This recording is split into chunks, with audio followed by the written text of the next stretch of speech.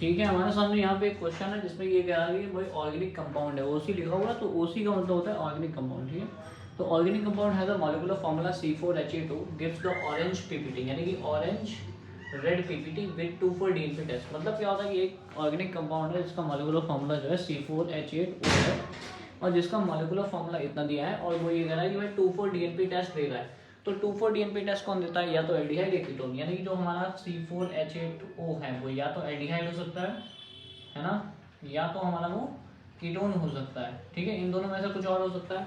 आगे वो क्या कह रहा है? वो ये कह रहा है it does not reduce the Tollen reagent, Tollen reagent को रिड्यूस नहीं कर पाता है। इसका मतलब क्या होगा? यहाँ से हमें कुछ और भी पता चला है, यहाँ से हमें ये पता चला है कि टॉलन रीजेंट को रिड्यूस नहीं कर पाता है, तो इसका मतलब है वो कीटोन होगा, एल्डिहाइड नहीं होगा। ठीक है, उसके बाद में but gives the yellow PPT, इससे ये कंफर्म हो गया कि ये जो येलो पीपीटी दे रहा है इसका मतलब है कि ये कीटोन ही होगा।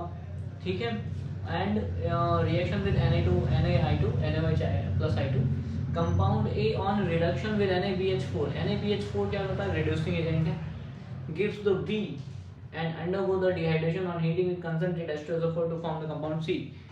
तो इसमें क्या है कि सबसे पहले तो हमें ये पता चल गया कि ये कीटोन है, तो कीटोन का स्ट्रक्चर हम बना लेंगे इसका। तो 4 कार्बन वाला कीटोन यही बन सकता है, आप चाहे तो यहाँ पे डबल बॉन्ड, चाहे यहाँ पे डबल बॉन्ड बना सकते हैं। उसके बाद वो ये कह रहा है कि भाई इसकी रिएक्शन अगर हम कराते हैं किसके साथ में, ये 2,4 DNP टेस्ट देता है, तो 2,4 DNP टेस्ट ये परफॉर्म करता है। तो 2,4 DNP टेस्ट के साथ आपको पता ही होगा 2,4 डाइनाइट्रोफेनिलहाइड्राजोन बन जाएगा। ठीक है, फॉर्मूला क्या बनेगा?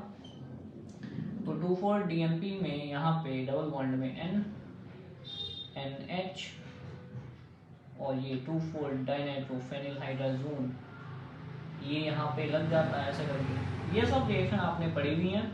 अपने क्वेश्चन को और ज़्यादा बेहतर बनाने के लिए आपको क्या करना पड़ेगा? रिएक्शंस लिखनी पड़ेगी ऑर्गेनिक में। ठीक है, उसके बाद में वो कह रहा है कि भाई ये जो है ना NaOH और I2 के साथ रिएक्ट कर जाता है।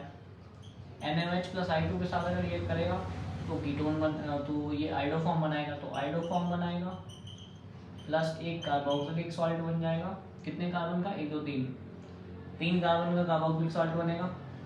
ठीक है, क्योंकि इतना होता है उतना बनता है, प्लस NaI और प्लस H2O।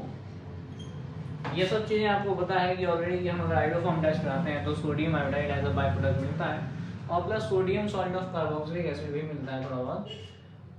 उसके बाद में नेक्स्ट क्या कह रहा है कि भाई ये अगर NaBH4 से रिएक्ट कर जाए, NaBH4 से अगर रिएक्ट कराओगे इसको, तो NaBH4 एक रिड्यूसिंग रिएजेंट है और जब भी कीटोन का रिडक्शन होता है तो ये किस में चेंज हो जाते हैं?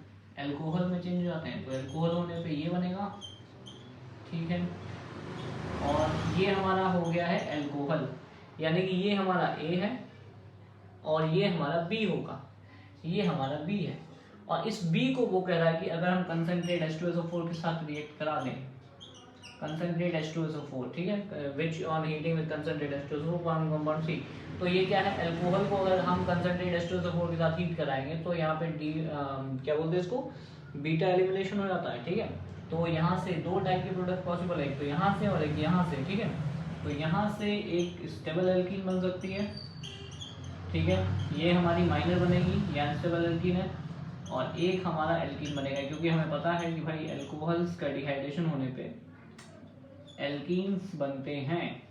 आप कहेंगे ईथर भी तो बनते हैं, बट आपको ईथर ना बना के एल्कीन बनानी है। आप देख सकते हैं यहाँ पे मैंने लिखा हुआ है।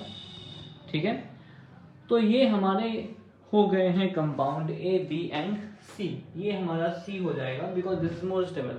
ठीक है, तो इस तरीके से एल्डिहाइड के जो ऐसे क्वेश्चंस होते हैं, अगर आपको इस टाइप के क्वेश्चंस की पूरी एक सीरीज चाहिए जिसमें कि लगभग 15-20 क्वेश्चंस हों, तो अगर आपको ये इस टाइप के क्वेश्चन चाहिए एल्डिहाइड एंड कीटोन चैप्टर के, तो आपको बोर्ड एग्जाम से पहले कमेंट में जाकर के यस बोल देना है। Thank you so much for watching.